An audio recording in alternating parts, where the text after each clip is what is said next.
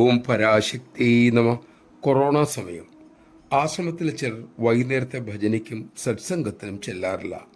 അമ്മ അക്കാര്യത്തിൽ വളരെ ശ്രദ്ധ ചെലുത്തി വരാത്തവരെക്കുറിച്ച് കാര്യമായി അന്വേഷിച്ചു. ഒരു വിദേശ യുവാവ് ക്രമേണ മൊബൈലിന് ഈ സമയത്ത് അടിമയാകുകയും ചെയ്തു.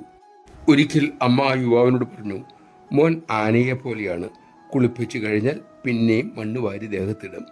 ചിലപ്പോൾ നല്ല കുട്ടി, ചിലപ്പോൾ മോശം കുട്ടി. കുറെ കഴിഞ്ഞപ്പോൾ യുവാവിന് കുറ്റബോധമായി. അതോടെ ചൊവ്വാഴ്ച ദിവസം അമ്മയുടെ തൃക്കരത്തിൽ നിന്നും പ്രസാദം വാങ്ങാനും പോകാതായി.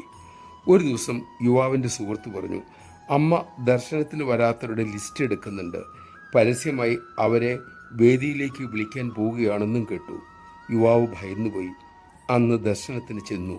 ദർശന സമയം അമ്മ തിരക്കി, മോൻ എന്തിനാ ഇങ്ങനെ ലജ്ജ, കുറ്റബോധം? യുവാവ് തൊണ്ടയിടറിക്കൊണ്ട് പറഞ്ഞു, അമ്മ, ഞാനിപ്പോൾ സേവയും സാധനയും ചെയ്യുന്നില്ല. അമ്മ എന്നെ ആശ്രമത്തിൽ നിന്ന് പുറത്താക്കുമോ എന്ന് ഞാൻ ഭയന്നുപോയി. അത് കേട്ട് പൊട്ടിച്ചിരിച്ചുകൊണ്ട് സർവേശ്വരി അരുളി, സാധനയും സേവയും അനുഷ്ഠിക്കാത്തവരെ ഞാൻ പുറത്താക്കാൻ തുടങ്ങിയാൽ ആശ്രമത്തിൽ പിന്നെ ആരും ഉണ്ടാകില്ലല്ലോ മോനെ. മോൻ ഇപ്പോൾ നല്ല കുട്ടിയാണ്. പഴയ മോശം കാര്യങ്ങൾ ഒന്നും ഇപ്പോൾ ചെയ്യാറില്ല. സമാധാനമായിരിക്കൂ. നമഃശിവായ. നമ്മുടെ അർഹതയോ അവകാശമോ അല്ല ആശ്രമത്തിലെ അമ്മയ്ക്കരിയിലെ സ്വാതന്ത്ര്യം. അമ്മ കൃപാപൂർവം കനിഞ്ഞു നൽകിയതാണ്. ആ തിരിച്ചറിവോടെ അമ്മയുടെ സാന്നിധ്യം ഉപയോഗപ്പെടുത്താൻ നമുക്ക് സാധിക്കട്ടെ.